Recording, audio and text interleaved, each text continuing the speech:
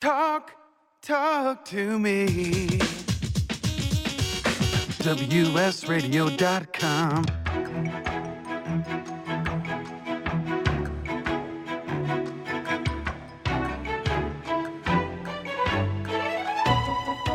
The San Diego Council on Literacy brings you Literacy for All with your host, Jose Cruz. Welcome back to the show. I'm Jose Cruz from the San Diego Council on Literacy. You're listening to the Literacy for All radio show on WS Radio. Our guests are Meryl, Jaffe, and Talia Hurwich. They are authors, producers of graphic novels, and advocating for the use of these in the classroom and really getting over maybe just some of the resistance that we might see when there's change. You know, you're going to have folks out there who's like, well, okay, so now we can't get the kids to read, so we have to feed them pictures to help them understand what they're reading. But I haven't heard either of you say that. No.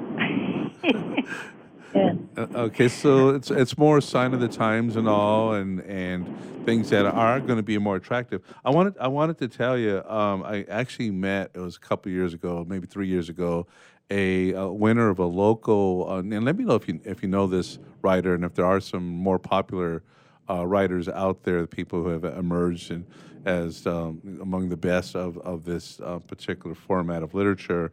But he had won an award. I think it was for the One Book Won San Diego, and it was maybe more the teen category.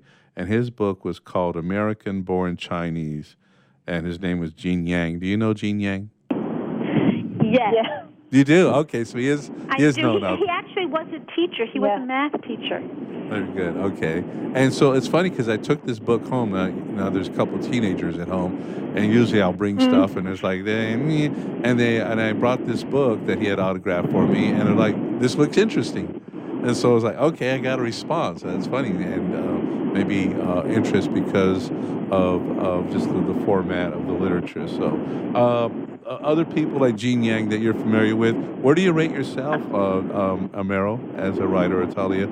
Are you kind of like pioneering this, or do you have a big following? Well, we are educators, so we write books for educators. Okay. I mean, I've only dabbled with graphic novels when I did that one thing with Janet Leigh, but so we're educators. Do we have followers? I think so. All right. And so tell me, before we get too far into things, if somebody wants to get to the mother lode of graphic novels and wants to see some of your work, where do they go for that? Okay. The one place to go is meryljaffe.com. Talia and I are both using it. I've just had more time to develop it.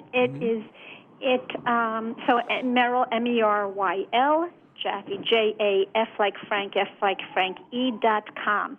And it promotes the book that we just wrote called Worth 1,000 Words, Using Graphic Novels to Teach Visual and Verbal Literacy. But really what it does is there's a lot of information on the website. So you can go to, for example, a section on recommended books. And we have summaries, useful summaries of over 200 graphic novels that parents, teachers, librarians can use with kids, whether it's for fun reading, for classroom reading, and it talks about grade levels. It explains what kind of niches these graphic novels fill, and there really are great graphic novels out right now, really just spectacular, mind-blowing, enriching graphic novels, whether they're fiction or nonfiction. It's just, they're great.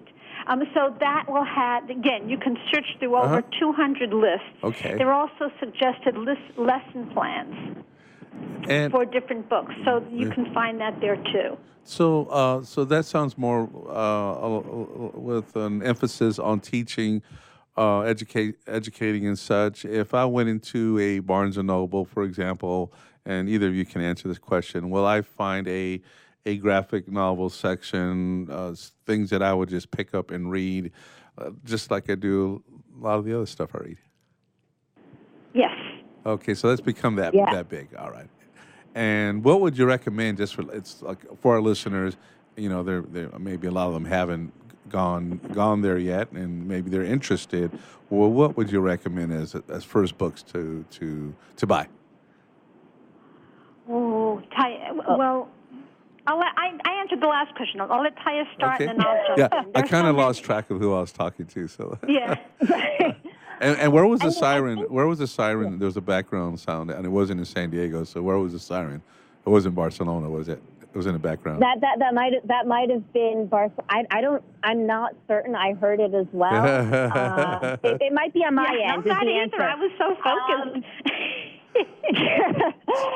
I think, with regard to the question, I think that, like, as always, whenever anyone asks me for a recommendation, I follow up with the question of, well, what are you looking for? Yes. Yes.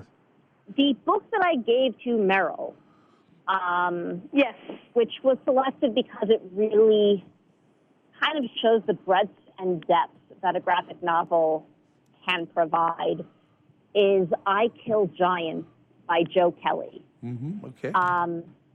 It's effectively, to give a very brief synopsis, it's about this, I think she's in 5th grade, this girl who doesn't fit in, and she says in all earnestness, I kill giants, and no one really knows whether to believe her or not. Mm-hmm. And the narrative develops, and you learn what she means by it, and it's not what you expect. And it's very real, it's very raw, and it dabbles in both magical realism, but also kind of exists within this realm of realistic fiction. Yeah. And it's absolutely beautiful.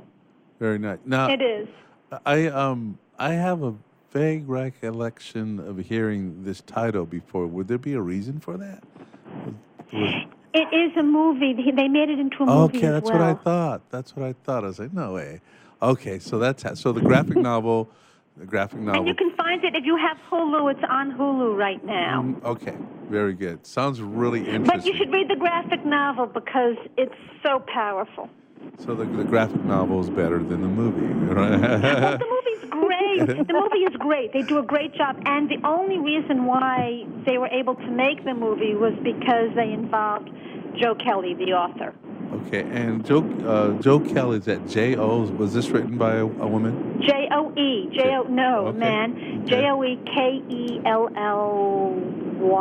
Okay, real good. That's a great recommendation, especially something that has some name recognition and such, and maybe just to as an introduction for folks. So now I'm really curious. Sounds like a good book, and something that kind of gets me not doing what I do on a regular basis.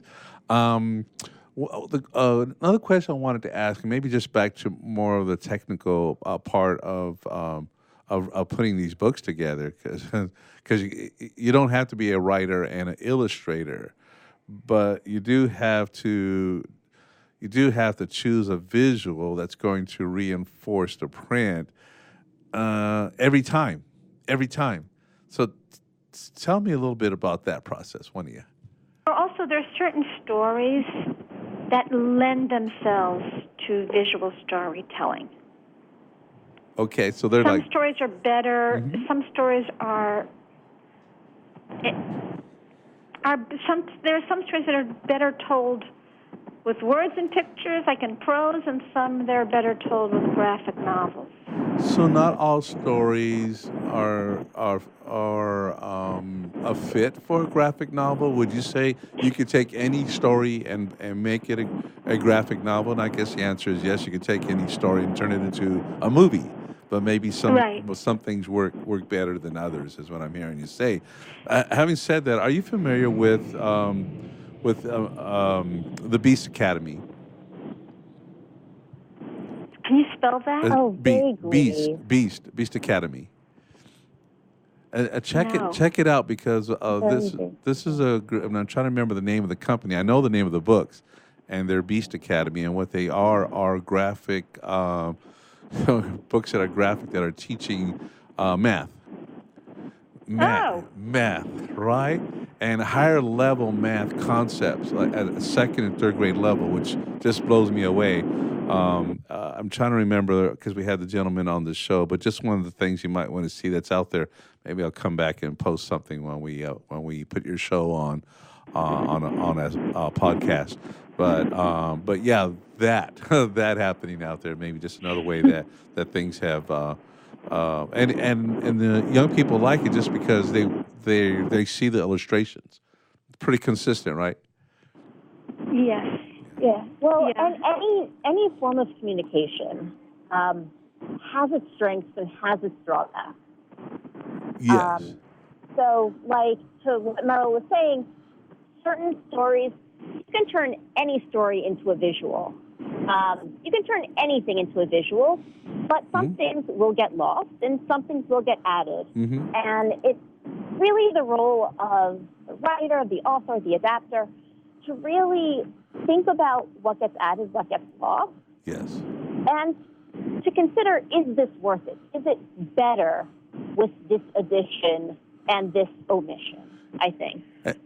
And when you tell stories, whether you're speaking the stories, reading the stories, writing the stories, you need to have a certain rhythm and pace. Yes. Very good. And yeah, I can just imagine. I'm cutting you off because I know we're going to go to break and do our final segment. But it must be quite a production, and probably requires a good amount of chemistry and to call it telepathic communication between the writer of the words and the illustrator. So we're going to come back with Meryl Jaffe and Talia Hurwich. You've been listening to the Literacy for All radio show on WS Radio, the worldwide leader in Internet talk. We'll be right back.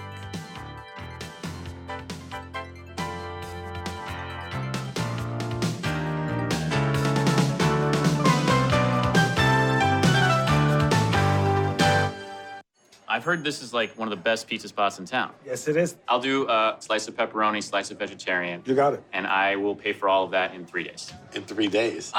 What's that mean? Well, wait, you accept credit cards. That money's not going to hit your account for 3 days anyway. I need my money quicker. At Chase, we hear you. With Express Funding, card payments are in your Chase account the next business day. Go to chase.com/expressfunding. Chase for business, so you can. Compensated participation. All businesses are subject to credit approval. Not all clients are eligible for next business day funding, and additional terms, conditions, and restrictions apply. Donate cash, furniture, clothes, and other gently used household items to Father Joe's Villages and get a nice tax break in April. Every donation is tax deductible. Believe you can make a difference. Be Father Joe. Go to neighborhood.org or call 1-800-HOMELESS to donate today. Life is full of misadventures, from car crashes to home fires to getting choked out on the mat. Yes, I said getting choked out because I'm Carlos Kramer, jiu-jitsu competitor, MMA and media personality, and mild-mannered insurance agent. You can follow my adventures on Kick-Ass Radio, and I can protect you from life's misadventures at Kramer Insurance. Home, auto, life, business, and workers' comp. We're at KramerINS.com, and I want you to join my world. This is Bill Gruber with BizVid Communications, a Southern California video production leader. We've been honored to sponsor, produce, write, and host many of the fine programs on WS Radio over the years. So we understand how important the internet and your website exposure are. As video producers, we know the tricks and secrets to incorporate video to increase your search engine optimization and business success. Visit bizvidcommunications.com to see what we can do for you. BIZVID communications.com. Too much to do? Not enough time to get it done? Call on the experts at Another 8 Hours for your business support needs. By partnering with Another 8 Hours, we allow you to focus on the more important matters, like being in front of your clients, doing what you do best, rather than being stuck at a desk poring over paperwork, rummaging through emails, returning phone calls, and struggling to get everything done by yourself. Meanwhile, your family and social life are going down the drain. Go to another8hours.com or call 8 more hours. That's 866-734-6877. Hi, this is Rob Barnett, VinVillage.com, where wine lovers connect. Be sure to tune in weekly to Vin Village Radio for exclusive, in-depth interviews with the who's who in wine and food. Can you imagine a world without children? A world where children don't play, or dream, or imagine? At St. Jude Children's Research Hospital, we're working every day to find cures for diseases that strike down children, because we can't imagine a world without children. Can you? Finding cures, saving children. St. Jude Children's Research Hospital. To learn how you can help, log on to our website, stjude.org. Talk to me. WSRadio.com.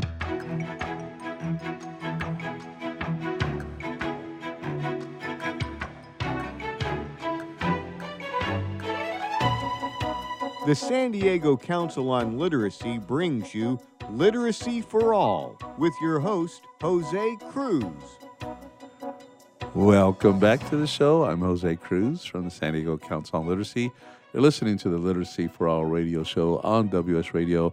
This is our fourth and final segment with Meryl, Jaffe, and Talia Hurwich. We've been talking about graphic novels. And let's see, Meryl wrote a book called, tell me if I got this right, Worth 1,000 Words, Using Graphic Novels to Teach Visual and Verbal Literacy. Is that a book you wrote? Talia and I wrote it together. Okay, all right. And this is for teachers? Teachers, librarians, parents who are interested in their kids' education. Okay. And it is a book, and it's an education. And the main intent of the book really is to have people understand why graphic novels as a visual and verbal, being visual and verbal are good things. Yeah, as well as strategy. Sorry, go ahead, Lo. Oh, yeah. Effectively, beyond that, not just why to use them, but how to use them, because these are different, and it requires different skills. It requires different, activities, different things, and so it's not just why, but how. Very good. Now you're also doing research in this area. You reference Common Core. And I gather part of the research is looking at how Common Core or the curriculum of Common Core would benefit from the graphic novel approach. Is that part of the research? What other research is happening? Why do the research for graphic novels? So part of my research, I'm actually specifically looking at graphic novel adaptations of the classics, and looking at that very strange space where it's not just a graphic novel, because it's also something that is theoretically part of the canon of literature, but it's also not part of the canon. And this is something that has existed since the 1930s. It has thrived for quite some time, but also has only fairly recently been welcomed into classrooms. And so my research is more, how exactly do particularly students react to them? How do they treat them? Mm-hmm. Do they treat them like they would a classic text? Do they treat them like they would, some comic strip that they might find in a newspaper? And part of that is reflective of the complexity in which graphic novels are becoming. That not every graphic novel is the same. It wasn't true back then, but it's certainly not true nowadays. Mm-hmm. So we want a couple of things to happen. One, we want the young people to enjoy the books. We want them to open them. We want them to be excited about them, and we want them to learn from them. Which is happening more? What do you hear from your audiences, your young audiences? What are you hearing from teachers? Is everybody happy? I think we're hearing both. Okay. I think we're hearing and from librarians, from teachers, from parents. Kids are reading, and especially the kids who tend not to like reading, they're reading graphic novels. But they're not just reading them for school, they're reading them because they're fun, and they're learning about them because the graphic novels that are available today are really exciting. They're about so many different things, and they open up so many worlds to their readers so as a result, kids are reading and they're enjoying reading, and they're also learning because they're opening up worlds. So now we have about 4 minutes left, and I want you to both be able to get in a minute and a half or so of what you'd like our listeners to know about your work and this area of literature. I did want to let you know the Beast Academy books are produced by a group called Art of Problem Solving. So if you're interested in those math books and just how they're using the graphics to teach, that comes from the Art of Problem Solving. So let's start with Meryl. Minute and a half. Your best close. Okay. Well, I guess what I would like to do is to help either parents, librarians, teachers, and give them some resources with the minute and a half that I have left. So MerylJaffe.com is really a great place for some lesson ideas. It's a great place for understanding how to use graphic novels, why to use graphic novels, when to use graphic novels. There's also there's a section in our book, Worth 1,000 Words, using graphic novels to teach visual and verbal literacy, that is published by Josie Bass, which is Wiley. There's a section for naysayers. There's a section for how to get reluctant administrators or colleagues or teachers to get on board with graphic novels. Oh, yeah, that ought to be fun. Yeah, because there's a lot that you can do to help get more people on board if that's what you want.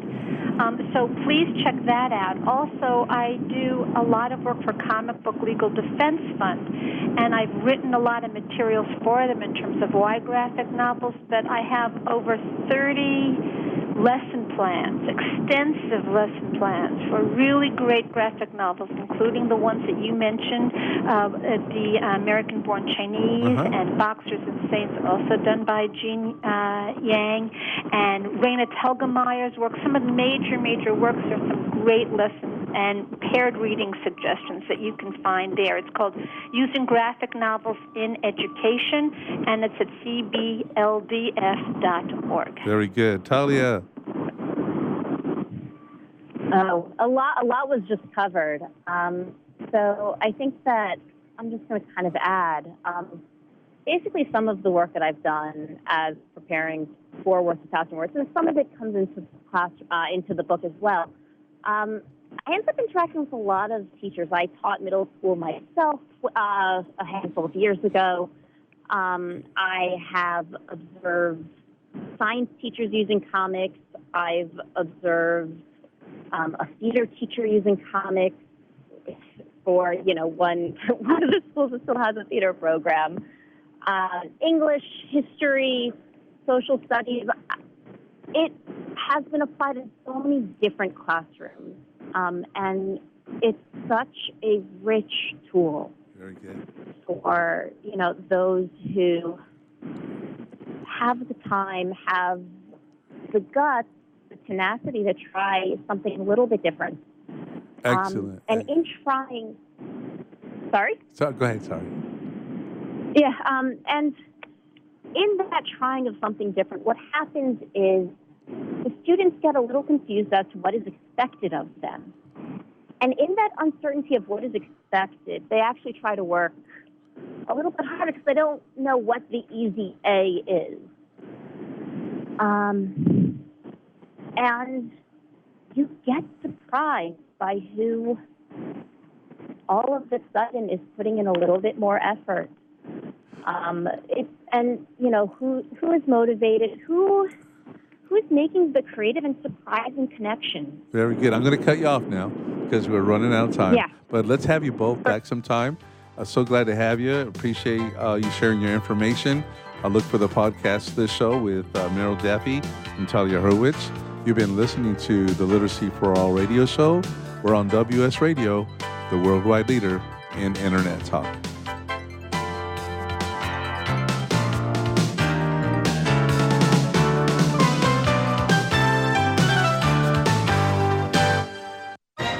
I raised $8,000 to build schools for South African children. After realizing how many people go hungry in San Diego, I now volunteer at a food pantry. I'm spending the next year doing volunteer projects across 3 countries and helping in ways they designate to be the most helpful. The World Link program at the Joan B. Kroc Institute for Peace and Justice recognizes the potential of youth as agents of social change. Learn how you can help youth become a generation of leaders in action at peace.sandiego.edu. In the military, things can change in an instant. Your personal life is just the same. Just like you protect our country, you want your family protected. That's why thousands of military members trust Navy Mutual Life Insurance. Navy Mutual is nonprofit, providing current and former Navy, Marine, and Coast Guard families with life insurance, no sales fees, and no military service restrictions. Protecting members on active duty and beyond. Call 1-800-628-6011, 800-628-6011, NavyMutual.org, insuring those who serve. Nowadays, internet devices are an integral part of your home. Everyone in your family has a smartphone, tablet, or a computer. Life is easier knowing that all your devices are secured and your family can surf the internet carefree. ESET Multi-Device Security Pack does just that. One license for all your devices. With ESET, it's simple to stay protected and save money. Enjoy safer technology with ESET Multi-Device Security Pack at ESET.com. That's ESET.com. I've heard this is like one of the best pizza spots in town. Yes, it is. I'll do a slice of pepperoni, slice of vegetarian. You got it. And I will pay for all of that in 3 days. In 3 days? What's that mean? Well, wait, you accept credit cards. That money's not going to hit your account for 3 days anyway. I need my money quicker. At Chase, we hear you. With Express Funding, card payments are in your Chase account the next business day. Go to chase.com/expressfunding. Chase for business, so you can. Compensated participation. All businesses are subject to credit approval. Not all clients are eligible for next business day funding, and additional terms, conditions, and restrictions apply. Tired of presentations with no impact, no inspiration, and no traction? Do dull speakers have you and your team disengaged and distracted by smartphones? Christopher McCullough brings energy, insights, and 2 decades of experience, delivered with punch, humor, and heart. Your team will leave energized, uplifted, and with a sense of purpose. Visit ChristopherMcCullough.com to bring some heat to your next speaking engagement. McCulloughe. ChristopherMcCullough.com. Hey, it's Catherine from Listen Local Radio. Moe's Guitars has proudly served the San Diego music community since 1975. Specializing in guitars, basses, mandolins, banjos, and ukuleles, they buy, sell, trade, and consign. If you're looking for lessons, repairs, accessories, and cool gear, you found the right place. Located in downtown La Mesa Village, stop by and check out their digs or visit moesguitars.com or their Facebook page. MOZEguitars.com, 619-698-1185.